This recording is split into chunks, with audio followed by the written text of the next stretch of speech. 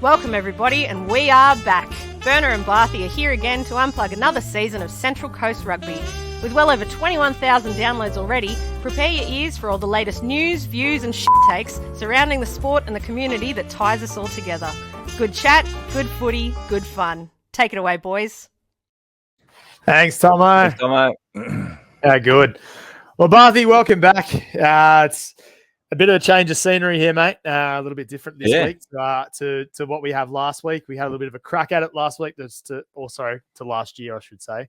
But we had a crack at this sort of format last week. Some success, some learnings. We can talk about like all good operations, we need to have a bit of a pre-season warm-up, which we did that last week. Yeah, that's exactly what we needed to do. Mate, the off-season, how's it been for you? Mate, it's been okay. I've enjoyed a bit of sunshine. Got out, played a bit of golf, not very well, but had a bit of fun, got in the water. How about you, pal? What do you get up to? Yeah, it's been good, mate. Very similar. Enjoying the warm weather. Still enjoying the warm weather, actually. It's been a good time. But look, we did want to try and get back a little bit earlier, obviously touching a couple of things that are happening throughout the season and the off-season. We posted a couple of reels on Instagram last week and a couple of videos just about, us talking through a couple of things and some, movement in the off-season. Want to get back earlier, but a couple of issues. Obviously, one of us in court, one of us having surgery. So... Mate, I'll beat around the bush. It was obviously me. Got called to jury duty. Got kicked out, though. Jury duty, is that all? Jury duty was all this time. So, obviously... Is that code for something? Well, look, it's all we can talk about at the moment on air, isn't it? So, let's just say jury duty, and that's been acquitted. So, look, we move on from that. But more about you. Yeah, the health scare, mate. Tell us about it. Saw tum-tum. Health scare. Yeah, mate. Yeah. Emergency surgery. Oh. Yeah. The appendix. So I've done a little bit of research on the appendix injury. Actually, I'll let you tell the story, and then I'll go into the research I've done. Oh, mate, the story's nothing exciting, pal, and nothing exciting for our listeners. I fought off the Grim Reaper and I was near death, but being the tough guy that I am, mate, I battled my way through it and fighting fit. Here I am today, still in isolation, mind you, but yeah. So just letting you know, appendicitis occurs the most from ages 10 to 30. So it's like it's a kid's thing, is what it is. So that's it. I'm just a big kid, brother. I'm just a big kid. We all know that. So, but we're back now. So a little bit of a different format this year. Some episodes will be similar to this, and then some episodes will be in B&B Studios. So we're just in the remote versions of B&B Studios at the moment. But we got the fancy headsets and everything, so hopefully everything should be loud and clear. And we got some fancy things. So if you are watching any of these, we've got these little banners that we can put down the bottom, which we're still experimenting with. Different ways to play music, different ways to do interviews, which is really exciting because we do have. Well, this episode was all about sort of getting the facts from the meeting that happened as recording this last night with the teams. And that sort of sets us up for the season because we had a draw that came out and the draw expected almost every team to have a Premier 1. And we sort of know through rumours that maybe not have been true. Carryong was the first to put their hand up and said, that they're withdrawing from Premier 1 and 2. So they'll just be President's Cup. But the other clubs, there's a couple other clubs that have still sort of had, maybes and still do have maybes. So, mate, first of all, congratulations because you've used a different platform and you've done an interview here and it's absolutely stellar. So we're going to put that in. Do you have anything that you want to do to prep the listeners? Because obviously everyone's been on this journey with you. They know how incompetent you are when it comes to technology, and somehow you've wrangled a video interview with Kate Thompson, the first ever video interview for us. And you've done well. So anything you want to say before we throw to it? Roll the tape, brother. Roll the tape.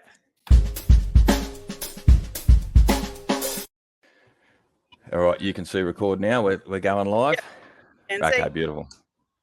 G'day, Kate. Thanks for joining us. Hello. Thank you for having me. And you'll see how good I am with the technology. We didn't need Kane after all.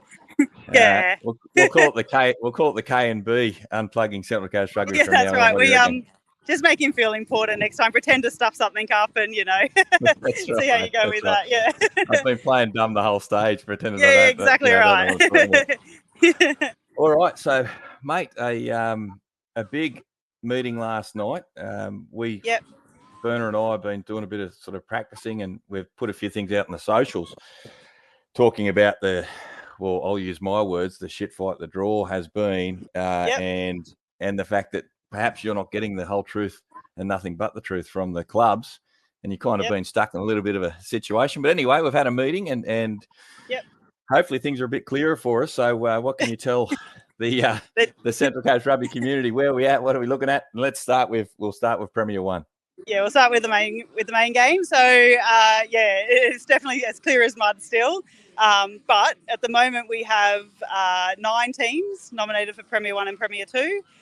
So that's basically all the 11 clubs except for Carryong and the Bay. So they're all in there. So what we've done, the draw that was sent out and is on our website and published on social media is null and void. It's been wiped. The Clayton's draw. That's right. So it was just a pretend draw to remind people that football actually happens. It's not just all about pre-season and rumours. We actually play at some point. But, so we've wiped that draw completely. So we've got a new start date of the 15th of April. So we're going to start after Easter, which is a little bit later than really we've ever done, but we can fit it in. There'll also be a general bye on the 15th of July, which is when the Wallaby test is in Sydney. So we've picked that date quite deliberately to allow people to get to that game if they want to. The side of that is that it's a wet weather weekend. So if we have rain like we did last year, we'll probably end up playing there anyway, but we'll deal with that when we need to. At the moment, we're all right. It's 40 degrees where I am, so we're good. So we've got a 9-team draw where basically there's 4 games every Saturday and one team has a bye. So that's Premier 1 and Premier 2. We've drafted that up, ready to go. We're just holding off hitting go on it purely because we're still got a few clubs not 100% sure. I'm going to jump in here and say some things that perhaps you can't say. Sure. I'm going to guess that out of that 9-team competition, we've probably got 7, maybe 8 confirmed. Yep. And correct. 7 or 8 that we can rely on, and perhaps one that we're hopeful for. Yeah, definitely. So we've got one, and I can probably, Woy Woy, who didn't play first grade and second grade last year, have assured us time and time again that they will be back in first grade and second grade this year. They've got some strict guidelines on them, the same as what Gosford did last year. They've got to have 35 registered players by the 15th of March, which is basically next week. So we're obviously watching them and talking to them and trying to help where we can for them to get bodies on the paddock. But they are confident in what they tell me. I know there's other rumours going around, but I've just got to go with what clubs tell me because if I didn't, right. I'd have version who knows what of the draw. You can't win either way. Oh, you can't. Look, and to be honest, we can print out the draw and we could have a team fall apart midway through the year again. Like you just never do know. And I don't want to be the comp that.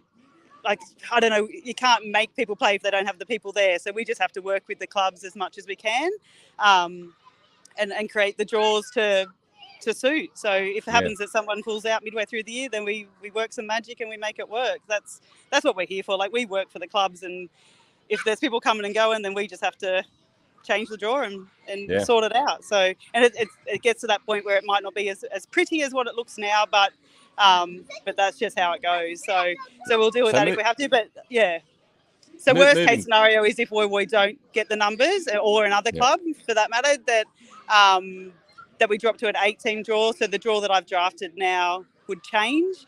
The dates and things wouldn't change. We still start on the 15th, grand final still on the 23rd of September, but the structure of the draw would change because I'd have to pull Woy out and slot in the bye team somewhere. Yep.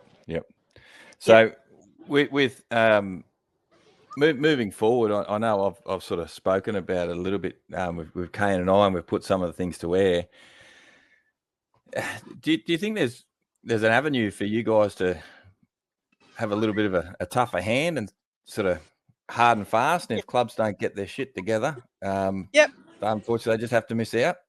And that was one of the conversations with the clubs that were there last night, and all the clubs except the Bay were at the meeting last night. And that was a big part of the conversation was we put a date on it. You nominate, potentially you get fined, potentially you're not allowed, like you've got to hit more quotas to be welcomed back in again later. So things like that was definitely discussed last night, and it's definitely something the board is considering because absolutely. Like normally our draw comes out in October, November. last year. Yeah. So this is the latest we've ever not had a draw out. And I know it's frustrating. Clubs have got to organise all their, Centurions Days, Sponsors Days, Ladies Days. They need to know when they're playing at home. So, and I think it's important. I think it's important too. I'm going to say this because again, you sort of can't. This is where listeners and viewers. This is not Kate's fault. It's not the administration's fault. It's the clubs that are in this competition. Now, you can tell by Kate's smile that she absolutely agrees with me, but there's not allowed to say so. So our clubs have got to get their shit together if we want a well-organised, well-structured, knowing in advance competition. Yeah. The administration and Kate can do exactly right. And as much as we're disappointed, or not disappointed, but Carryong aren't in the top grade, but they've made a decision early. They're sticking to it. They're playing third grade this year. At least we know where they stand. On the flip side, you've got the strong clubs, the Terrigals Avokas, who have nominated 5 teams who we know where they stand as well. So and I know it's hard in clubland. I know it's impossible because no one turns up to training. So I get it. I've been there. I've worked in a club. Like, I know what this time of year is like. But we just have to have a realistic guess, I guess, at what teams you're going to have just to make it a viable draw. So we've worked that 9-team draw, which is, I guess, what we're hoping it will be. The bad news, I guess, is that the Colts comp has been disbanded. So we've pulled the pin on that. Unfortunately, we had 4 teams there for a while. Some clubs, when we offered the overage players, which we thought would encourage clubs that had like 9 Colts, that had 5 more blokes could play in there. But it just hasn't helped, hasn't come to fruition. So that's fallen apart. We ended up with 3 teams, which is just not good enough. So I guess the scenario there is the Bay were one of those teams. So the Bay have got at the moment third grade and Colts, and where those Colts land is probably the big question of the day. And with where those 2 teams land, And with nine teams in the Premier 1 competition, Kate, if we can push the Bay up into Premier 1 and Premier 2, it just makes a nice, even balanced draw, doesn't it? It would be lovely. We'd have 5 first. Come on, Bay. We need you. Yeah, we need you up the top. And I had that conversation with their president today. And I did say, and I think I'm being realistic, that I don't think they would be completely out of their depth. Obviously, they, in all honesty, would probably struggle against the Terrigals and the Razorbacks and the Avokas, but they're not going to struggle against everybody. You've got other clubs that are coming back from not having first grade last year or 2 years ago. Brand new to the comp. We don't really know a lot about Lake Macquarie and what they're going to be like. So I think and I'm speaking, this is me, not the board, like to grow the club, get up the top, get people in there and see what happens. You're playing third grade only it's probably a nice, safe place to be, but it's not going to get you. Well, it's not going to grow anything, is it? No, the only way you're going to grow is by going I think forward. them having Colts was a positive thing, but now that comp hasn't come off, it's just we don't want to lose those 20-odd blokes to footy either. We want them to play somewhere. So there's also safety factors and things like that. If they are new to rugby and all that sort of things, we've got to make sure that they're safe on the football paddock. But we obviously can manage that too. So it's that would be the dream, to get the Bay to come up, Woy to be good, Lake Macquarie to hit there. They've got guidelines too that they've got to reach, being new to the comp. So that would be the dream, to get the 10 clubs into first grade and second grade. But we will see. Hopefully by the end of the week we will know that scenario. Third grade at the moment is a 7-team comp, and basically we've made their own specific draw, which follows grade as much as possible. So there's a lot of buys, but it follows the grade. They still play each other twice. The Bay and Carryong still have 6 or 7 home games. So it just basically follows the grade. I think there ended up being 3 times where a club, and they're different clubs each time, weren't playing with their grade. We just tried to avoid that as much as possible. So that actually worked, which was really good. Awesome. And the next time the clubs get more in there, with clubs now having 2 third grade teams, we can fit them in as well. So and the next time the clubs have a sook at you about one can't follow grade, it'd be ideal in a wonderful world, but it's now President's Cup. It's a standalone competition. If you don't like it, don't field it. We talked about putting it on a Friday night, like just get it away from the Saturday. But in the end, we chose not to do that. That may happen next year if it proves to be as difficult as, again, just to separate it from the rest of the grade. Yeah, and play them on a Friday night. That's why it's been structured and designed. So yeah, and all the clubs know that. It's been like that for quite a while. They've just had the luxury of being registered runners like a third grade, when technically it's no longer like that anymore. Yeah, that's right. Newcastle do a fourth grade on a Friday night, which from all reports is quite successful. So maybe that's something we can try, just to get a few more of those pub teams perhaps and play third grade separately altogether. The women's good opportunity to put the Colts in there too. Well, that's exactly right. Yeah. So the women, we're back. Is a positive. Yeah, so we've got 7 teams in the women's comp, up from, I think it was 6 last year, and one of those was a combo. So we've got 7 Woy back. We've got good. So obviously the Avoca Terrigal, Hornsby, the Lakes, Razorbacks, Warrnambool, and Woy. Is that 7? I haven't forgotten anyone there, but so and with their draw, again, I've made their own draw. Follows grade as much as possible. With the women, obviously they don't back up into second grade or first grade, so occasionally they will be away from their club, but not a lot. And they actually play each other 3 times during the year, which means I've got a few games left over, so we're probably going to have a couple of little gala days just before the comp starts, and on that 15th of July bye weekend, just to get everybody to play everybody evenly, just so we can have a nice fair final series for the women. So so that's actually looking good. Yeah, good stuff. And unfortunately, I know you're a little bit hamstrung with timing wise, but we couldn't sneak a 5-team semi-final series in Premier 1. Still remains 4. Yeah. And I don't know, breaking news, whatever you want to do, but we are going to do a top 5. Yeah. Yes. So that was actually voted on last night. There were a few clubs that didn't want it, but the vast majority did. So as long as we have at least 9 teams in Premier 1, we will have a 5-team final series for Premier 1 only. And can you confirm it's called the B&B semi-final series? Is that correct? I don't know. I haven't seen your check yet, but sure. Well, look, mate, thanks heaps for joining us. No problem at all. Really appreciate you jumping on and clearing everything up. And so 15th of April, we all get underway again, and fantastic. And we may be moving the date of the season launch just to get that a little bit closer to the comp. So hold the phone on the season launch. Everything's changing. So, but we just got to make it. We want it to be the best comp ever, so we just have to work a bit harder to get it to be. Yeah. Awesome, Kate. Thanks heaps. Thanks for joining us. Thank you. It's always good to get your knowledge and to hit the record straight. And I hate for facts to ruin a story, but sometimes they do help. That's why we don't get you on too often. Yeah, that's right. I sit at home listening, going, "Oh, not quite, but we'll get there." Yeah. And if you need to ring me back because you forgot to hit record, just please. I'll do it again. Good on you, Kate. All right, thanks, Martha. I gotta, yeah. Bye. Hang on.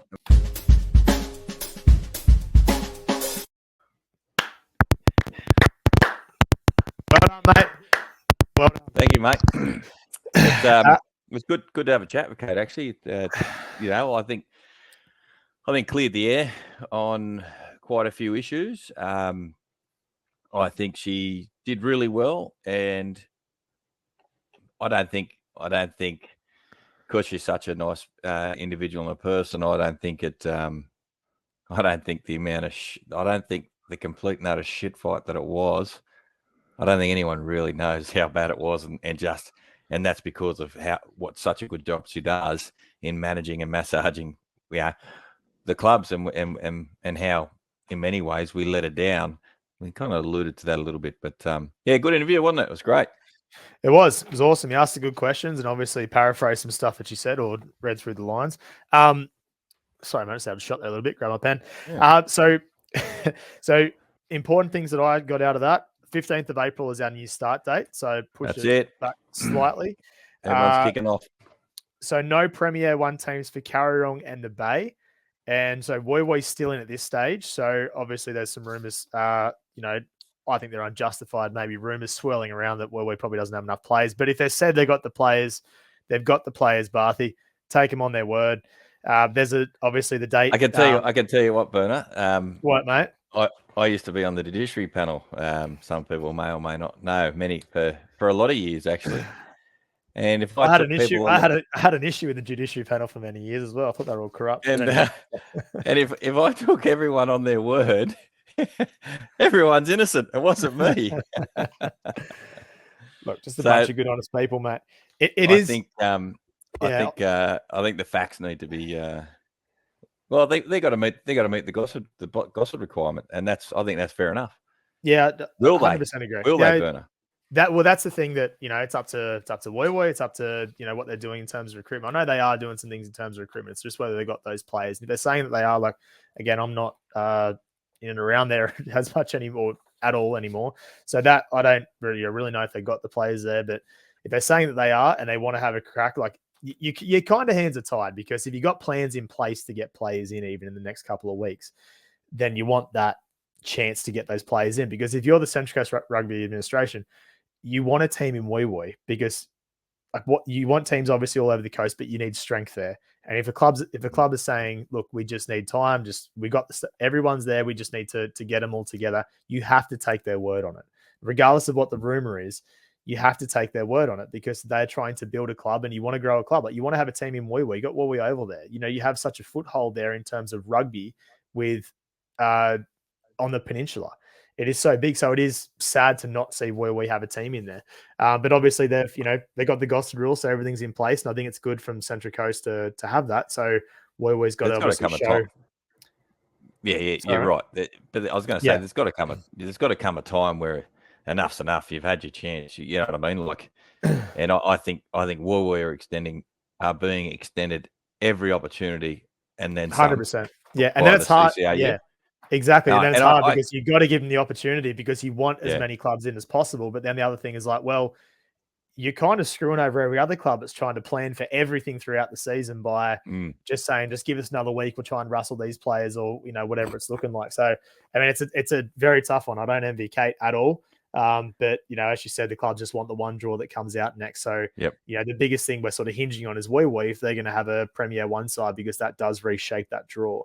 So I really hope so, mate. I really and truly do. Obviously, I know you as a former great of the club and a captain for many, many years. But just as a rugby fan personally, a Central Coast rugby fan personally, I sincerely hope they can get all their ducks in a row and we see them back where they should be in a Premier 1, Premier 2 competition. But more so too, mate, I'd like to see them have a sustainable model that can ensure they're there in 5 years' time, not just a year or two out. Let's hopefully get something in place that can look to the future.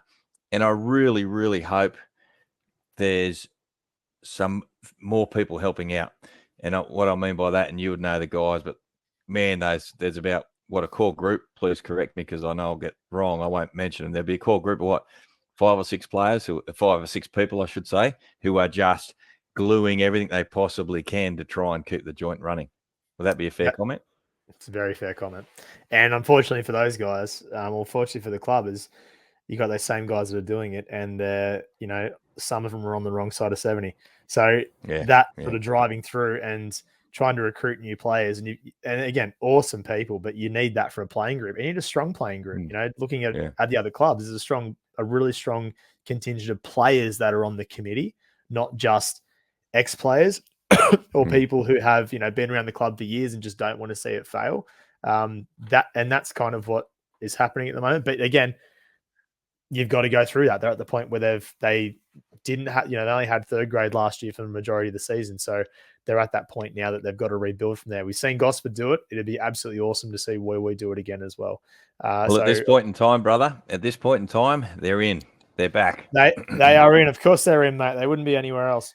So we'll wait for that draw to come out. Whilst we're on Woy Woy, and some positive news, the Woy Woy women are back in as well. How good. The Lionesses are back, which is awesome. They've obviously I suppose they had their team sort of diminished last year it did anyway, and they kind of went to other clubs, sort of spread out around the coast. But it's good that they're back. I know they went away on the weekend to Cowra and played a 10s competition as well, so it's good they got that core group back. So that's it's good for the game as well to have Wee back. And obviously another club that, you can sort of spread the talent around and hopefully help grow that, because I know they've got an awesome juniors team and those players are at the age, they've got a gun. I think they're 15s. They might be 16s this year. They've got a gun side full of rep players that they can start coming through now. I know they're young, but I think 16-year-olds can play in grade. But that would sort of get in women. Sorry. Yeah, women. Sorry. Not the men's. That was 17s. I think they sent the email out about that. So I think the 16s can play. And that's where you had players like, Ella Carl is a perfect example of somebody who is that age and playing in the seniors and playing women's and killing it. So I think there's, an avenue for that as well. So hopefully there's that younger contingent that can sort of develop through as well. You know what I'm hoping too, Burner? What are you hoping? I'm hoping the line off shield is back. Yeah. Whoever's got the line off shield from Woowoi, let it be known we need it. If you're back, that she actually what I cut out club anymore, mate. What I cut out off the interview with Kate, it's one of the that's the fine print under the Gossard rule. There's the B&B rule. What's the B&B rule? Where's the fucking line off shield? And until it's returned, there's no entry back into the CCAU competition, men and women's. Give me my line off shield back. Come on. You worked very hard creating that, didn't you? I did. I want to see it installed year in, year out. Anyway, we'll cover that off when we get closer to Hornsby versus Woowoi. Yeah. So 15th of April is when we are earmarked for to start the competition. So obviously that is if we stay in the competition. Sorry, I've lost my teams there. 15th of April is what we're looking at at the moment. If Woowoi pull out, 5-team finals competition. Sorry. Yeah, I was going to say, if Woowoi pull out, it's still the 15th of April, but the only thing that changes is, so it's the 15th of April is kickoff, whether we have an 8-team Premier 1 competition or a 9-team, as it currently stands, 9 teams with Woowoi in. And how exciting, Woowoi stays in, we have a 5-team semi-final series. I love that. I love the dynamicism of that style of draw. Jesus, I think that's a very big word for you early on in the season. You like that? I've been working on it all season. Dynamicism. And you nailed it first take as well. Mate, you are full of surprises this year. It's a big year from you. You've been practicing. That's it. So obviously, Sadby Carryong, the Bay Premier, so President's Cup for Bay again this year. And same with Carryong. I wouldn't hold my breath, but I think there's an opportunity. We'll put it this way, if the Bay nominate for Premier 1 and Premier 2, the draw doesn't change. The Bay will just take the draw. Just take the bye. So the bye round becomes the Bay. So if Woowoi stay strong and Bay turn around and say, well, we can field Premier 1, Premier 2, then the competition, that draw doesn't change because the Bay will just slot into the bye round, which would be perfect. Okay. And there was chat that the Bay were aiming for a Colts and a 3rd grade side. So surely there's enough players in and around to field a Premier 1, Premier 2 side. Mm. And also on that, obviously sad news, no Colts as well. That's obviously the sad news and continues to be, I suppose, a point that we've got to work on for the future because you need to bring those youngins through, and a healthy Colts competition is just so important for the development again. Working on in the future, Burner, starts now. Yeah. Working on the future doesn't turn around at the end of the season and go, shit, what are we going to do about Colts again? Yeah.